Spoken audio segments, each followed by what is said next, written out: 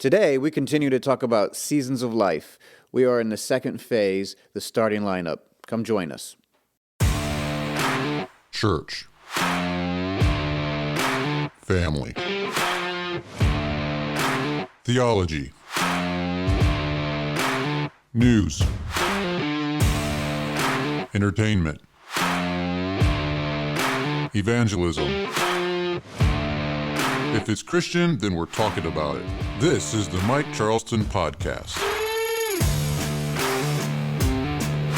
All right, everyone, welcome. This is the Mike Charleston Podcast, and I am Mike Charleston, and I am with my wife, Sarah. Hello, everybody. We are doing something different today, and if you're watching on YouTube, you probably have noticed we're not wearing any headphones, we barely have any microphones in the screens, and we're in our living room, basically.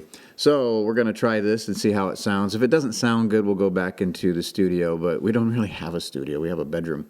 So anyway, we're gonna try this and see how this goes for the first time here, right? Joshua's over there, so I can actually see him. He's going to have to give me cues here. So anyway, today we are excited. We're going to be talking about our second phase here in the Seasons of Life. Seasons of Life. That's right. Thank you. And speaking of seasons of life, we don't really have much going on this week. We got back from the wedding, and a number of us haven't been feeling well.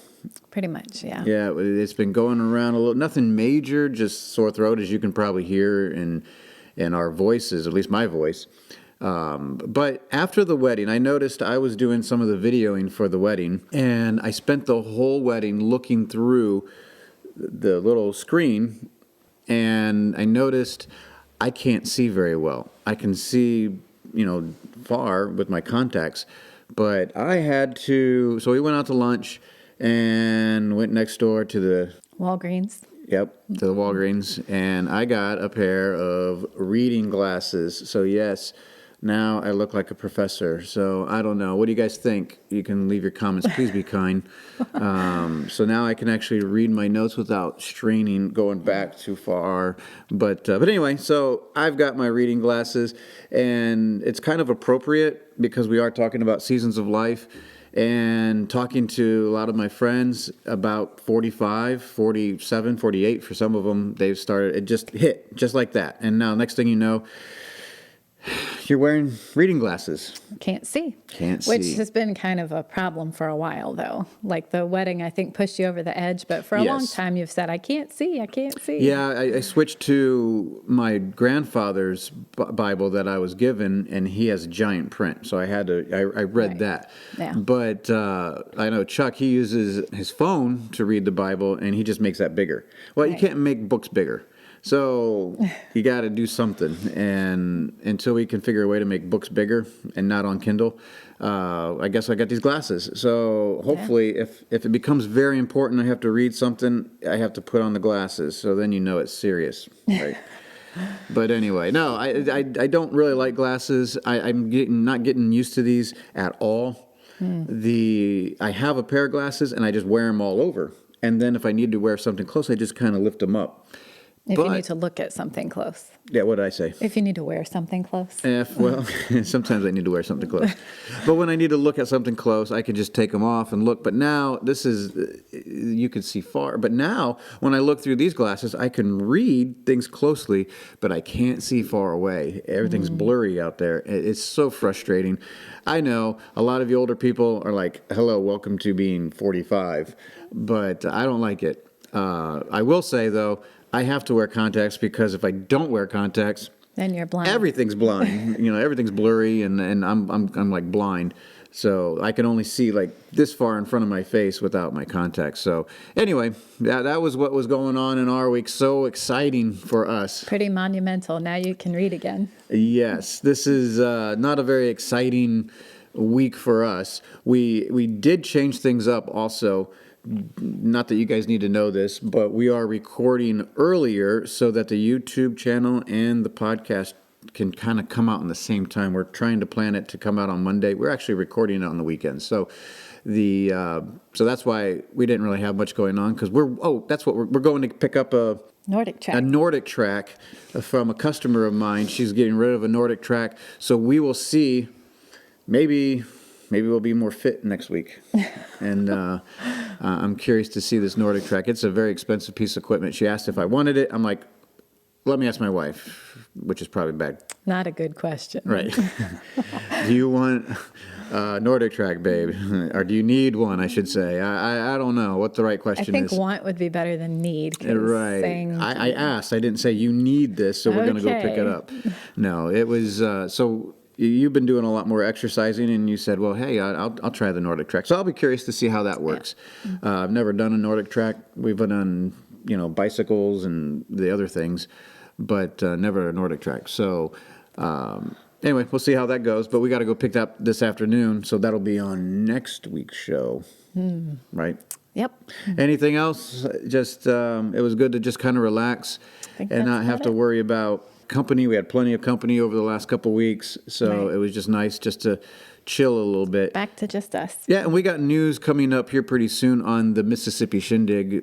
Dates are going to be coming out here pretty soon. We've been going back and forth about extending it, not extending it, just changing up some of the dates.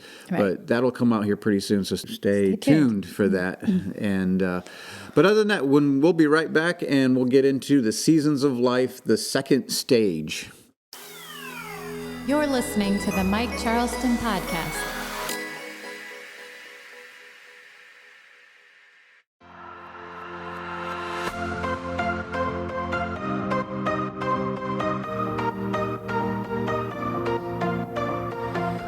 All right, we are back, and we are talking Seasons of Life. So, babe, why don't you give us a recap of what we talked about, not a recap, but what did we talk about last week? Well, we started with just introducing the topic of Seasons of Life, and we started out talking about the 0 to 20 age range, which we called Being a child. Yep, we called training camp. Training camp, where you are working your way up, learning, and I think that's a pretty easy one. Yep. We are going to be talking the second stage, which is the starting lineup, and we'll explain what that is. We're sticking with the sports theme here.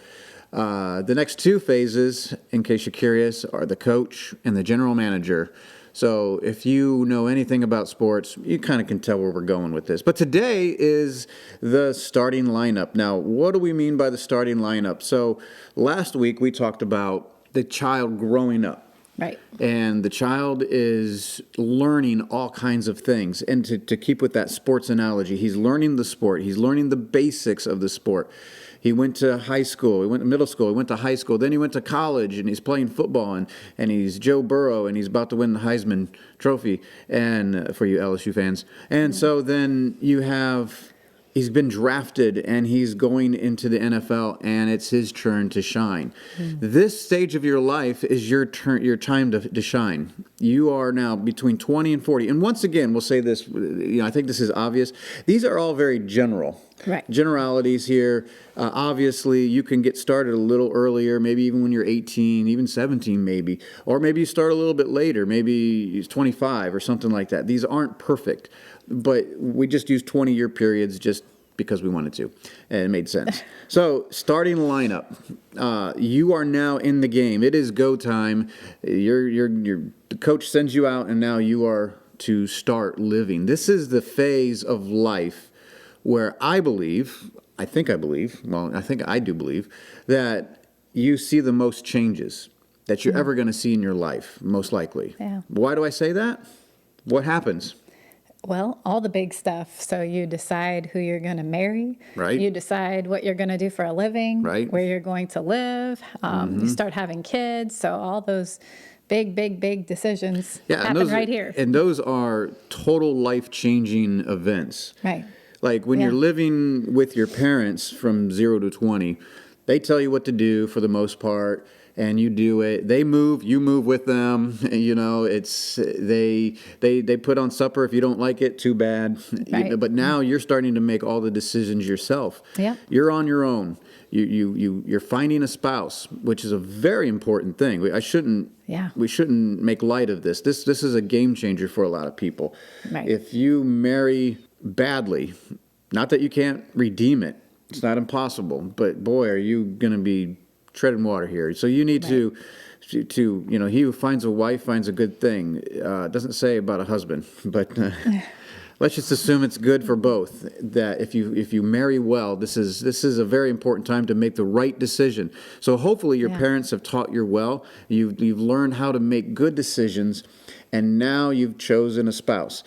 Now here's a big decision. Now for us, this was easy because we're Bible believers. We wanted to have children. Right.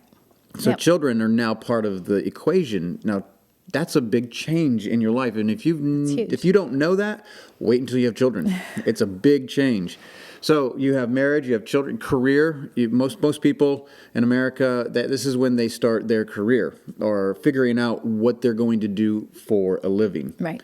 They either go to college and then graduate and then go, or they just start working. Right. Yeah. Kind of like the game of life. You get to decide, do you go to college That's first? right. Yeah, the game of life. This whole show is about the game of life.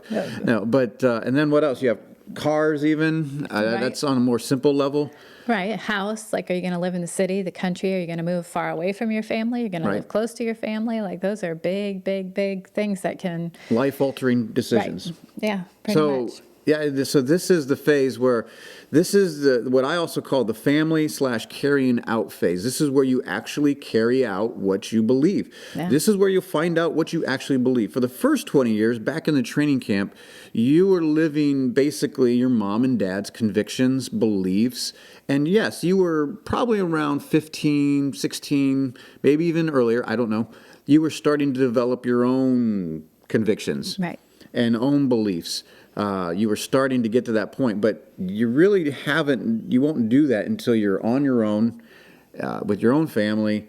Then you'll find out really who you are. Pretty much. Right. Well, and everybody else will find out who you are, because you can say all sorts of things, when you're in those teen years and claim to believe a lot of things, but now people are going to actually see what you believe lived out. Yeah, so you have here some big decisions. I know we just talked about that, but let's get a little bit more specific. I mean, I guess you already got some specifics, but these are some of the things that we had to consider in our lives, and I'm sure most people are going to have to consider in their lives. Yeah. Like, are you going to go into debt for a car, for school? How do you even feel about debt? You know, sometimes you don't even talk about these things when you're engaged, which, by the way, you probably should. But you just assume different things. And so how do you feel about debt? Where will you live? We just covered that. That is a big deal. Yeah. We decided when we got married to live closer to your parents because we felt family was important, and I wasn't going back to Indiana. It's too cold. It's cold right now, and we live in Louisiana. What are you going to do for a living? This was a game changer for me. I went to Bible college to be a pastor, and because of convictions, that kind of changed. For getting paid, I still wanted to do ministry, but I went and started working at a pharmacy, and it just wasn't paying much, and is this what I want? And then I met a guy that did some window cleaning, and I thought, give me a break. Well, 20 years later, I'm still doing it. Right. And I wouldn't have thought that was my career, but it was. So anyway, what are you going to do for a living? Who are you married? These are some of the basic questions. What about convictions? How much will you embrace the world with, like, either movies, TVs, books, entertainment, etc.? Those things, you are becoming your own person at this point. Right, because now it's not mom and dad say, okay, we can watch this or you can read this. Now you're on your own. You get to make all those decisions for yourself. So what do you believe, and where do you stand on all those things? Yes, and how will you train your children? This is a big problem in couples. The husband is the head, but the wife feels like she has a say, and she does. Yeah. How do you feel about that? And, and will you homeschool? We decided to homeschool, obviously. There's a whole episode on homeschooling. Go back and read it. Listen to it. You don't have to read it. You can listen to it or watch. I don't even know if we had it on YouTube back then, but you can go and listen to it. The Homeschooling 101. It's a very good one. But if you choose not to, that's your prerogative. But this is important. This is the phase where everything is going, whether you like it or not. Yeah. This is where you are going to make the biggest change. This is the way. And that is the deal. This is the way. We can't do anything else but that. We have no choice in the matter. It is part of God's plan that we grow up and face the world, and get married, have children. So they have children. This is the way. This is the way. So anyway, And so like what we talked about last week with the previous 20 years, that was all training. So we trained for that, and now it's your time. So it's what you're going to do with it. Yeah, this is the time where it comes out. Makes you really who you are, and I know we're reiterating that many times. So now you're it. What will you do? This is your time. We're going to get into some more of the specifics on ministry. That was more my thing, but I don't want to belittle some of the things that we just bypassed. A lot of these issues are very important, and you need to consider. If you are in the 20 to 40-year-old range, you know this already, and hopefully you haven't failed. What are the convictions you are growing together in? This is, by the way, this is something that you should be doing together if you're married. Right. Is coming up to convictions together. This isn't about me coming up with my convictions and leaving her behind. It's what are we going to do? What are we going to do? Decide what we're going to be. So anyway, this is all these phases. We could name them transitional phases because honestly, they're all transitional phases to the next phase. I mean, the life is short, and it seems like next thing you know, you're 45, putting on reading glasses, and you're blind, and then the next thing you know, you're pushing up daisies. So we don't have that much time on this planet, but once again, I want to reiterate this, that these seasons are very important, so we don't get confused on where we are at in life. Sometimes we want to step into a different phase a little too early or a little too late, and we're confused the issues here. So that could be a real problem, right, babe? Yeah, absolutely. So yeah, God has his way and his order, like we've talked about before, and when we stick with that, things work really well. But when we go outside of the order that he has, we run into problems. Now the one thing I will say that we talked about earlier, that there's no most important phase. Right. There's no most important phase. Every phase is important. If you mess up in one phase, you can really mess up a lot of the phases. Yeah. Now, but this one is where the biggest challenges I believe you'll have in your life, because it's going to prove who you really are. The first 20 years can be very challenging depending on what house you're raised in. But you like I said, you don't really have to make a lot of decisions, a lot of choices. Right. You don't have to, you just have to obey. And then as you get older in that phase, you might be making some choices and decisions that start to make the rest of your life. But when you hit 20, 21, you are going to have some big choices to make. Yep. So the decisions made here are huge and will affect the rest of your life. We've said that over and over, but I don't think we can reiterate that anymore. I mean, this is important. And will likely affect many other people's lives. So, for us, that will affect all of our kids' lives, and that's a lot of lives. You just think about it on a basic level. If I choose not to get married, well, then guess what? There's no kids, so there's nothing to affect there. But if I decide to have kids, how I raise them is going to affect them, right? Which is going to affect other people that they meet. It's just a butterfly effect, and I hate to say it like that, but it is a butterfly effect that if your choices and your decisions in life affect others, whether you like it or not. Right. We like to think that, no, it's my life. Yeah. Well, it's not just your life. You are affecting people around you, and that's a good thing to remember in marriage, that husbands, fathers, remember that just because you're the leader does not make you just do whatever you feel like. You have to consider your wife, your kids, how this is going to affect the church, the society around you, your neighbors. It's a big burden for guys. So anyway, this is where you are going to figure some of that stuff out. Which does sound very sobering, and it should be, because it's things that we should take very seriously. But it is also a lot of fun, like it is. Getting married and having your first kids, and then just all those changes can be very exciting, and it should be great. So it's very tiring too. It can be, but that's why God has this season for young people. Right. You can deal with some of these, and if you don't know what I'm talking about, wait until you have kids. And wait until you have 3 kids in 3 years, and you're worn out. But we had 7 kids in 8 years, and we just didn't. So that decade, that just the 10-year period, changed our life forever, obviously. Right. And so no, it's a time of period which is exciting. It's challenging. This is a time where you should be going and doing different things at the same time, it is a time to retreat too.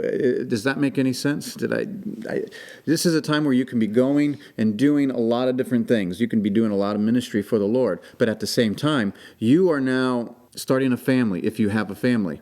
And that is now your ministry. We'll talk about that here just shortly in the ministry part of this, because a lot of people will have questions about, well, if this is go time, then this is the time where I need to minister.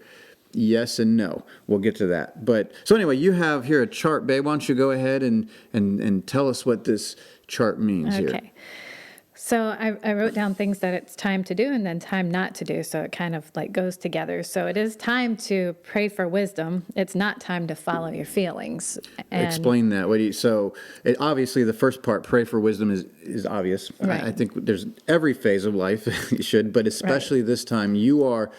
Just because you're done with your learning phase does not mean you're done learning, if that makes any sense. You should always be learning. Right. But so pray for wisdom for sure. Pray for wisdom, because you are making all these huge decisions and can have great effects on many people. And these decisions can make or break your life. I mean, and when you it's say huge. It's not time to follow your feelings, are you talking about in what regard? To making your decisions? Pretty much. I mean, a lot of people just, they feel like doing this. This sounds fun. This sounds whatever. Well, it's kind of time to grow up. It's, you had your time you had your time to play when you were a child. Now it's time to put away childish things and to Sounds like a Bible verse. and exactly. And time to be a man and to be a woman and to say, okay, I'm not just going to do what feels good. I'm going to do what's right. I'm going to do what I believe God wants me to do. Yes. And part of that is it's a time to seek counsel. Right. And not to think you know best. Actually, there are older and wiser people who have been where you are. And I know as young people, so many of them feel like they know what's going on. They know what's to come. And but older people have a lot of wisdom. So it's good to seek counsel from other people who have been there and to say, what do I do in this situation? You don't know everything, and that's okay. It's part of the growing process. So seek counsel. Yes, and this time period, the problem is that we do think we know best. You just ask 20-year-olds and 25-year-olds, they all know best. Right. And then when they turn 45, they don't know best. They feel like they failed, and it's not unusual. Well, I'm not going to say that, but this is the time to seek counsel. Right. This is not the time to give counsel. How many people at this phase between 20 and 40? Now, when you get closer to 40, it might be time to give counsel. Right. But when you're in your 20s, especially, it's not time to be telling people what to do. How about you live a faithful life first? How about you be faithful in what you're doing, and then you can start giving counsel. So this is a time where you need to seek counsel. Read all kinds of books. Behind us are all these books. We've read a lot of books during this time period. This was where we continued our education. So we believed in continued education. So what else do you have here? Plan and have a vision. That is what it's time for. And don't just let life happen. Yes, have a plan. The clock does keep ticking, and time does just go on, and you can just let life happen, or you can have a plan. And you can say, okay, this is where I want to go. This is what I want to do. This is where I think God wants me to aim for. So now this is easy for me because I'm a visionary. So I had many visions and many plans, and most of which did not come to pass. And that's all right. But the thing is being intentional, that when you're 20, you just think you have all the answers, and guess what? Life is going to happen really quickly. And if you don't have a plan, it's just going to happen. Whether you like it or not, life is going to happen. And this is what you should not happen. Don't let this happen. Right. It's just like, well, we're doing this, we're doing that, and you're always chasing instead of leading. Right. So come up with a plan. You can always adjust your plan. You can always change your plan, but it's always good to have a plan. Well, because a lot of people look back, some years into this phase, and they'll say, oh, I wish I would have, I wish I would have, I wish I would have. Right. And so you don't want to be in that place. So have a plan, know where you're going, and go there. Right. So the next one here is focus on home. Now, that's what it's time for, is to focus on home. What it's time not to do is fix and help everyone else. Now, obviously, there's a time to help people. Sure, I'm not saying don't help people. But there's a time to focus on the home. Now, what do I mean by this? This is where it's kind of confusing, because this is your phase where you are going and doing, and I don't want to make light of that. that you do have the freedom to minister. Go be a missionary for a Right. while. Go do some kind of street evangelism. I talked to a fellow at a wedding about this specifically, and it is that time. However, if you choose to start a family, then it is time to focus on the family. This is where you need to throw your efforts into your wife, into your kids. It is very important phase of life. Now, having said that, that doesn't mean you stop ministering. If you have a heart's desire to go on the streets, you can still do that. It may not be as much as you want, but if you're not ready to stop doing that as much, then don't get married. It's not time to get married for you. Right. You still enjoy going out street preaching, or you don't want to have a woman dragging you down, as someone told me one time. Then you're not ready to get married. But marriage is a wonderful union that you can do life together. You can do ministry together. It's just that when kids come and a wife comes, family becomes very important. So I think this is the season where you focus on your family. This was a season where we really stopped ministering. Now, when we went to church, trust me, I had a lot to say. But I was so focused on my family. I watched my kids. I paid attention to what my kids were doing, their attitudes, training them, giving them Bible. This was the time where I focused on my marriage and focused on my children. And I think we're getting the benefit, reaping the fruit now, because we put the time in for those 10 years. And it was very, very, very important. Not that we stopped, but now we're just moving on to a different phase. So I think this is a very key one that a lot of young people forget about, because they just have kids and they're still young and they want to go and do, and they feel like they can. They still have single friends and they want to still have fun. This is a time where it's time to grow up, buddy. You're in the starting lineup. How serious are you going to be that? To go back to the sports analogy, if you watch football, there's certain football quarterbacks who take it so seriously. They spend all kinds of time in the film room. They know the enemy, not really enemy, the opposition. They know their plays. They are so prepared. And then there's other quarterbacks who aren't as prepared. Who are the ones that make it? Who are the ones that are Hall of Famers? The ones who are prepared, the ones who have put in the training, the ones who have put in the practice. Those are the ones that succeed.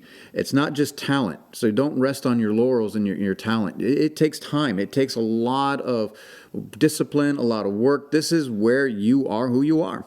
Right. So anyway, I went off there for a second, but is there anything else you wanted to say about that?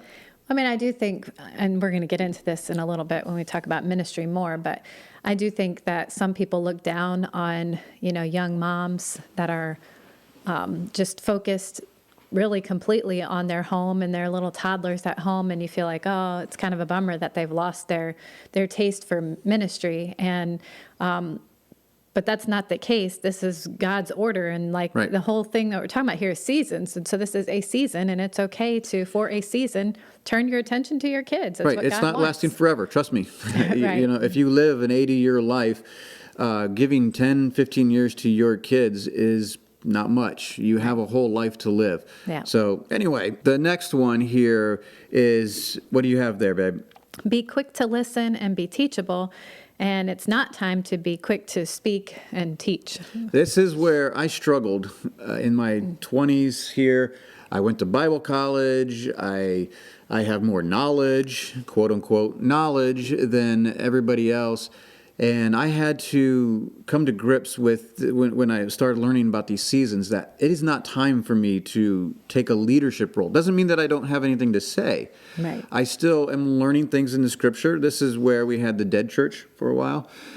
And when I say the dead church, like I talked about dead to sin for a long time. And so I had a lot to say, but I wasn't in leadership. Now, we'll talk about that a little bit more in ministry, because a lot of people get church messed up. Now, if you've listened to the podcast, you know how I feel about church.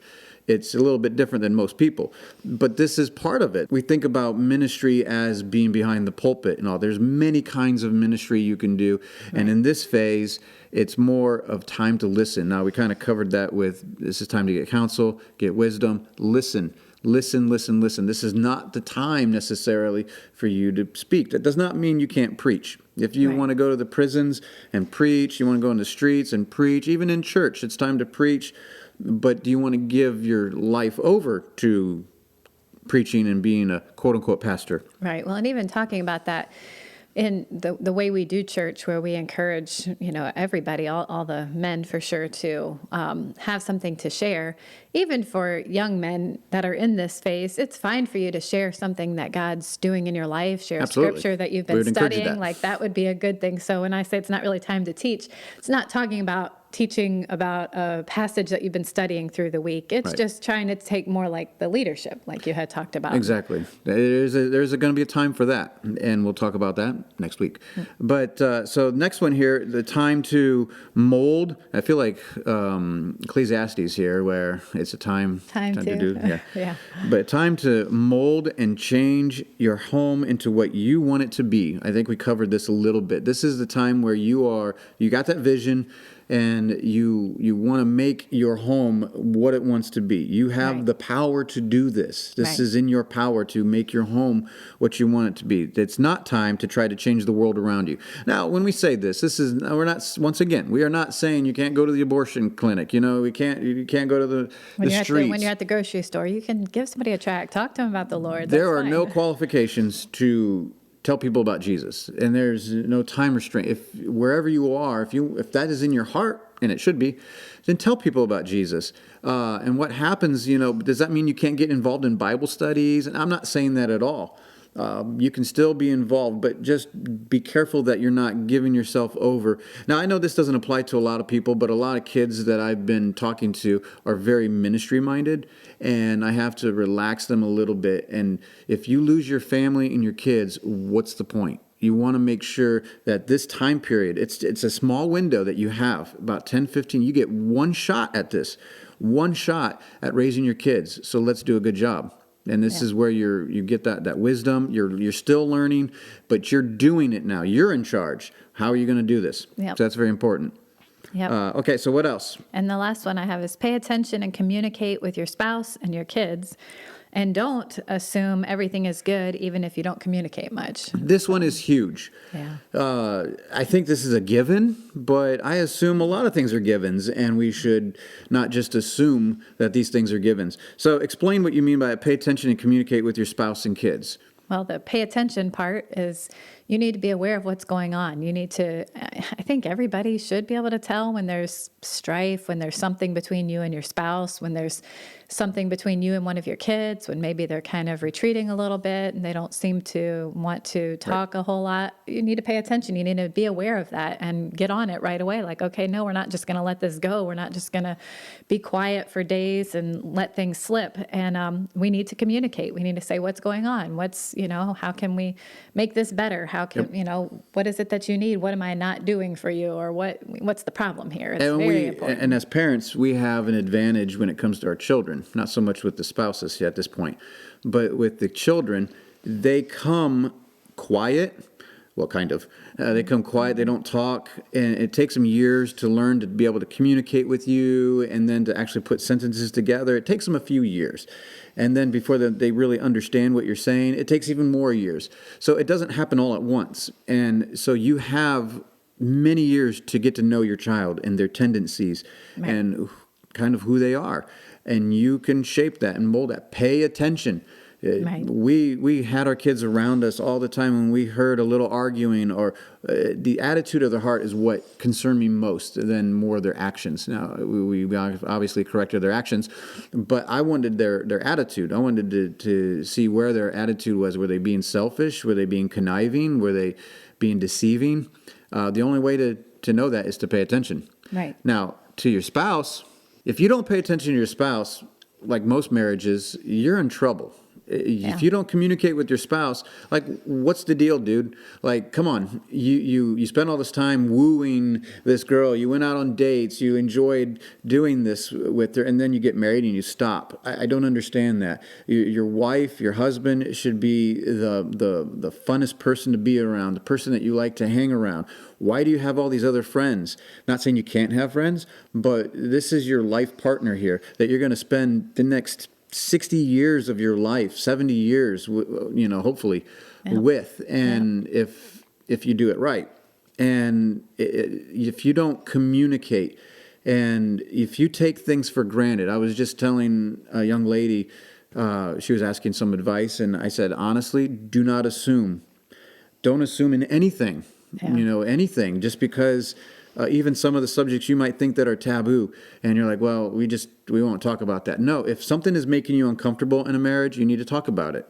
If something is you're not sure about, talk about. Because guess what? Guys can't read women's mind, and women can't read guys' mind. We can't read each other's minds. So if something is bugging me and I keep it in, guess what? I'm not going to talk to you about it. I'm going to talk to the lady at the office. That's not good. Yeah. You should be able to talk to your spouse. If something is on your heart, you need to open up. Yeah, you might hurt their feelings if you have to confess some sin, or if there's things in your life that you're dealing with and they realize that you're not the perfect person. Guess what? Either is she, and you're not, she's not, but you can work on this together. But if you do not communicate, this is so huge, and I don't know how else to say this, but this is so huge. So don't assume everything is good. So we're going to take a quick break, and then we're going to come back and talk a little bit about ministry. The Mike Charleston Podcast. The Mike Charleston Podcast. Hey guys, thank you for listening to the podcast today. If you want to be a part of the show, go ahead and email us at talk@fellowshipofbelievers.org. That is talk@fellowshipofbelievers.org. Leave us a comment, a question, whatever you want to do. Please participate with the show. Thank you.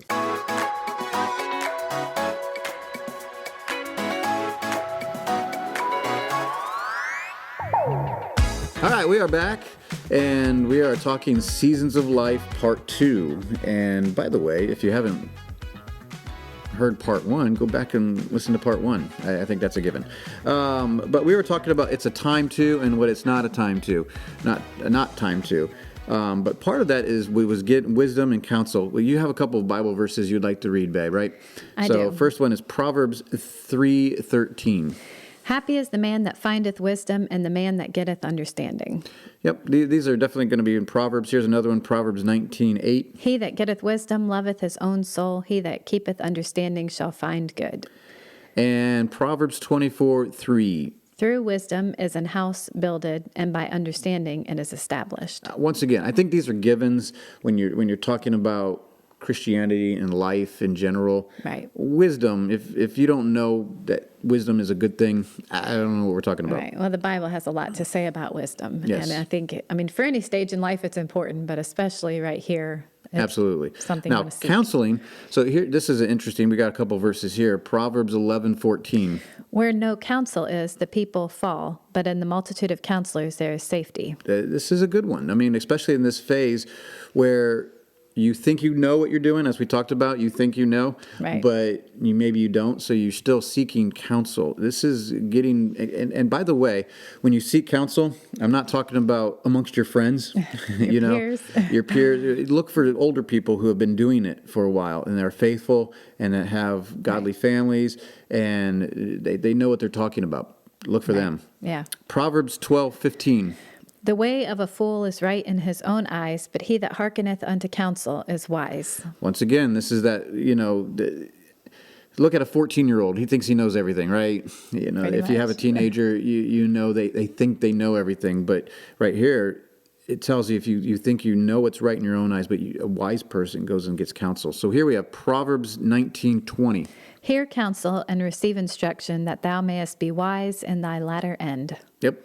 So once again, counsel and wisdom. This is a good time. Even though you're done with your learning phase, supposedly, the training camp is over, you are always growing and learning. You better be. Yeah. And this is a very important phase to also be learning what to do, how to do things. You've never been a husband before. You've never been a wife before. You've never been a father or a mother before. You don't know how it is going to be until you are one. Right. And so you're not going to, you think you might know. I thought I knew, and then I quickly found out, boy, I don't know what I'm doing. I had to go seek counsel, and I read all kinds of books. I came up with my own philosophy, mixing different things here and there together, and we are who we are today. And I suggest you guys do that too. Go and seek out counsel. So what about ministry then? Okay, so this is the time. He just said, go, go, go. And I wanted to talk about this a little bit because it can be a little controversial. We have a lot of people young kids in our own house right now that are ministry minded and they want to go and do ministry. They want to do missions trips. They want to do Right. As much as we'll let them do or opportunity allows. That's right they now. wanna Right now, go. they're not married or anything. So we want to make sure we do it God's way. We don't want to jump the gun and think that we're doing whatever. So we have to have a philosophy change for one. And I know you're going to get tired of me hearing about the church and all this, but the church has ruined things for people in many ways. And one way it has is its idea of ministry. We feel like ministry is the guy that's standing behind the pulpit.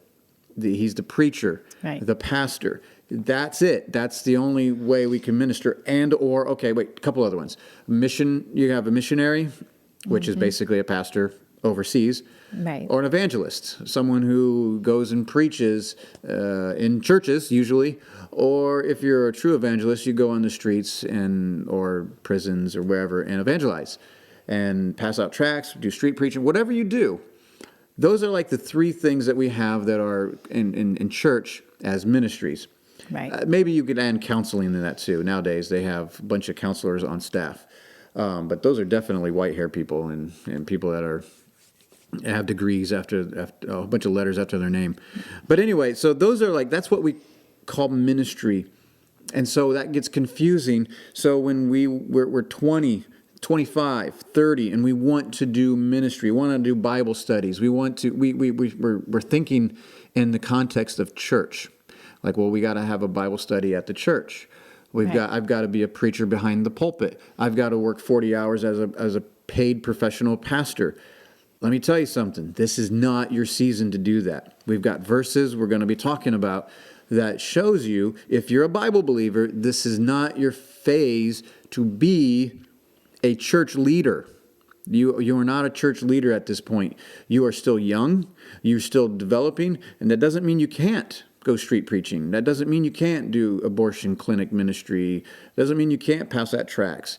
Obviously, we would encourage that, and you're still young and have a lot of energy, and you most likely are going to be doing it during this phase of your life. Even if you have kids, you can bring your kids out there with you if it's safe. You can bring your wife with you during this phase too. But at some point, you do have to focus on family too. But I'm not trying to discourage you from doing ministry, but God has a way. And most people get confused at this point, right? Yeah, pretty much. They get so burdened because they have to go to Bible college, then they have to go be on staff at a church, and then they neglect their family, and they're spending all time. Think about church. I mean, when I was youth pastoring when I was 19 years old. I was a youth pastor at a church in Minnesota, and think about that. I was 19, and I was in charge of 17-year-olds. That's only 2-year difference there. And they're getting advice from me. I have no idea what life is like. I'm telling you what the Bible says. What do I know? I am a novice at that point. And the Bible talks about this, that I shouldn't be in that position of leadership. And I butted heads with the senior pastor, and because I didn't think he was evangelistic too much. Well, he's also 67 or something like that. But anyways, you know what? Most people don't care about his program, God's program. Why? Because they have their own programs. We have our church buildings, we have our structure, and we don't care. If everybody was doing it God's way, it would be so much better. If I'm doing my season of life, if I'm enjoying my wife and my kids and raising them up, taking that job seriously, and then on the job site, witnessing to the people that I work with, when I go to the grocery store, if I'm sharing my faith, I don't know what comes of that. Maybe a Bible study comes up from that. The Bible study is not that time consuming. You can do a Bible study. Now, I wouldn't suggest doing it 7 days a week. But there was a season when our kids started getting older that we decided to minister as a family with the refugees. We had refugees in our area, and we were working with the Burmese and the Bhutanese people and the Nepalese people. Right. But we started ministering as a family. And that's the other thing I would encourage you as young people. Don't buy into the lie of, if you're going to be a missionary, be a missionary with your family, or stay single. It's not your time to get married. Right. But don't do this stuff where the missionary board tells you to keep your kids back in the States and you go. or you leave your wife and go. That's nonsense. If you go as a family. If you don't want that, then you're not ready to get married. I'm telling you that. But you do such a disservice to the family unit by separating them, breaking them up, having someone else raise your kids while you go off and do quote unquote ministry. You do ministry where you live, and if you're ready to move across the seas, then move across the seas with your family. Do ministry with your family wherever you are. If you're at the grocery store, let your kids see you, witnessing. Let them see you do. It doesn't have to be a church program.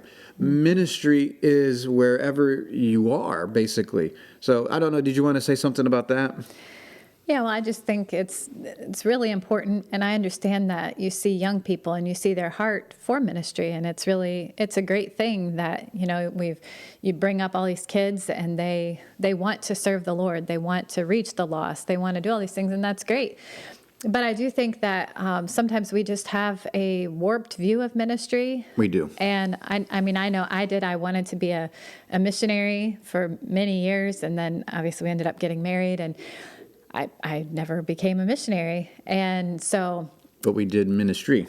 We did, but it became very different, and I guess I understand ministry in a whole different way now, that God has so many pieces of the puzzle, and if every Christian would be faithful to do what he wants them to do where you are, and ministry isn't always going out and passing out tracts. There's also ministry to people that are part of the body of Christ that don't know how to... Widows.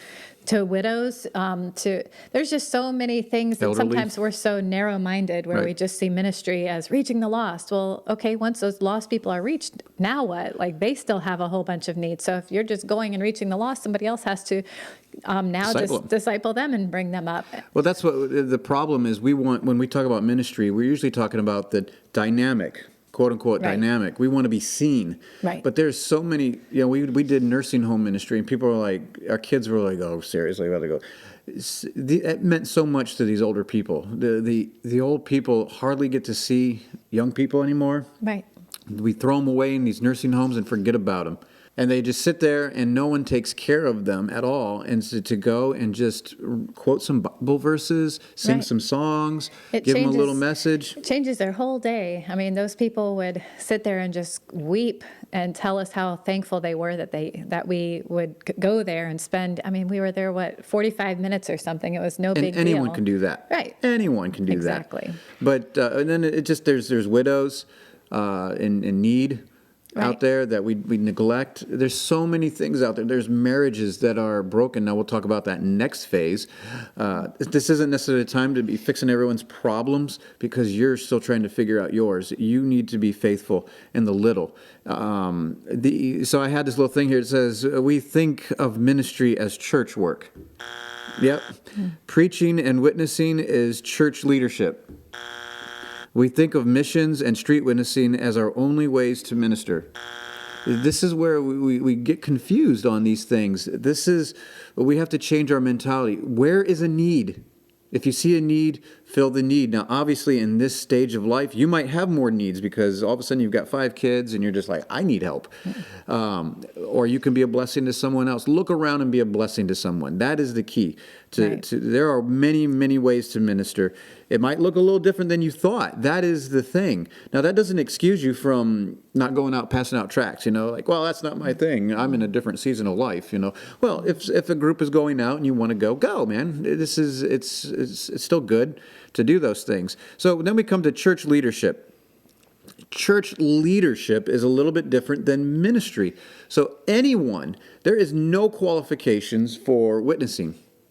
To share your faith, to give a testimony. There is no qualifications. A little child, an unbeliever can do this. Right. I've heard of stories of people who said they weren't even saved yet, and they went out witnessing. And so to give testimony of Jesus Christ doesn't take any qualifications. Anybody can do that. Everyone should do that. Right. So that's ministry, though. Telling people about the Lord, caring for someone, just going to a nursing home. Is that church leadership? No, that's being a blessing to people around you. But church leadership, now this is where we get confused because we have a misunderstanding of church sometimes. Church leadership is a little bit more for the older people to take control. They're running the church. Why is this? Well, if we look in 1 Timothy chapter 3, we have the qualifications of a bishop or an elder, or what most people would probably call a pastor, whatever, which is not the case necessarily. But here's the qualifications. And one of the qualifications is that he has to be a husband of one wife. So he's got to be married. Right. Now, a lot of people will disagree with this and be like, "Oh, you're taking it very literal."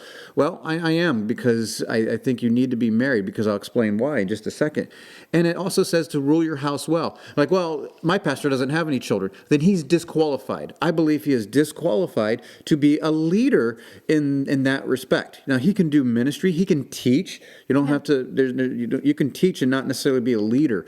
You can participate in a lot of the church activities, but to be in a church leadership role, the whole point of church leadership is to be a good example to the flock.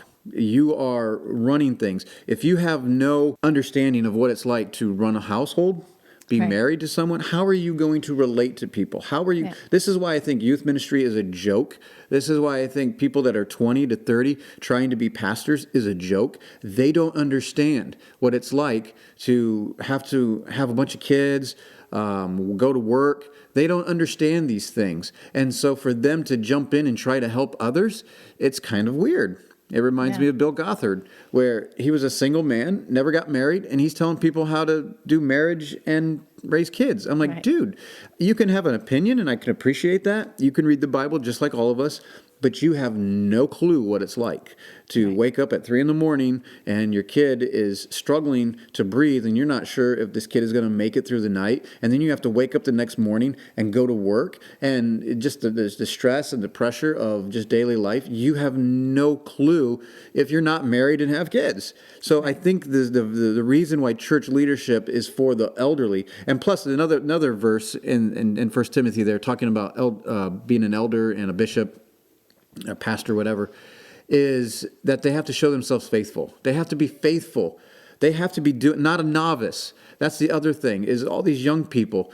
When you're 20, I don't care if you've been saved since you were 12. You're a novice, because you don't understand anything when you're 12, really. You don't start really understanding until you're 16, 17, 18. You're still a novice. You don't understand these things. So if we embrace our roles, our season of life, things go a little bit more smoothly. I can take this time to focus on my wife. I can take this time to focus on my children, and I can still do ministry. I don't have to worry about being a church leader at this point. I don't need that added stress on my life. Right. So this is the time for proving. This age is the time for proving. Do you know what I mean by that? Maybe not. Am I putting you on the spot?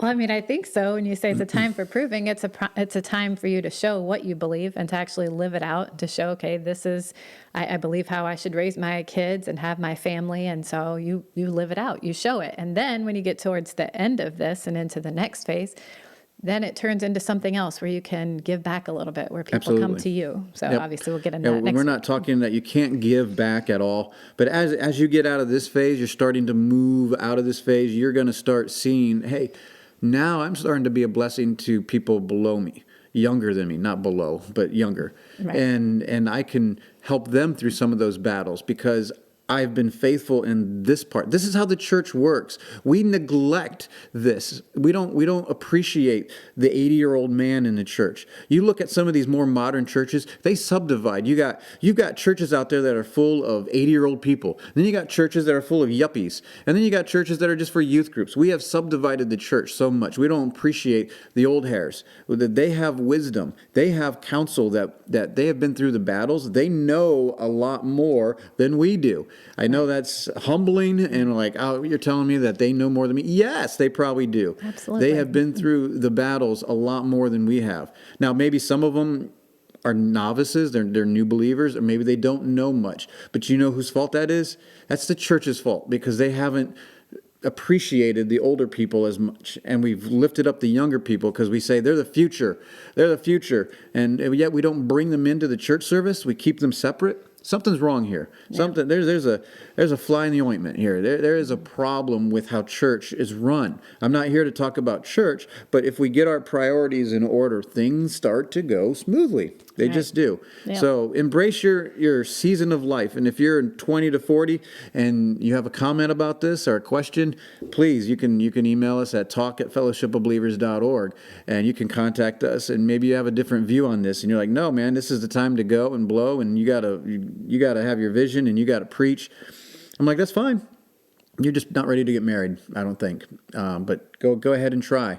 But so many ministers have failed at this point and lost their families because the first 10 years of their marriage is very vital, and they neglect that part. So don't neglect it. Communicate with your spouse, communicate with your children, embrace this time of change because it's exciting. It is exciting. It was the most exciting. We just got out of that phase, and it was exciting. We read all kinds of books. We got all kinds of counsel, and now we're starting to change and help others. And now this, we'll talk about next week, the coaching phase. So tune in next week, and for Sarah, we'll see you next week. All right. Thank you very much. You've been listening to the Mike Charleston Podcast.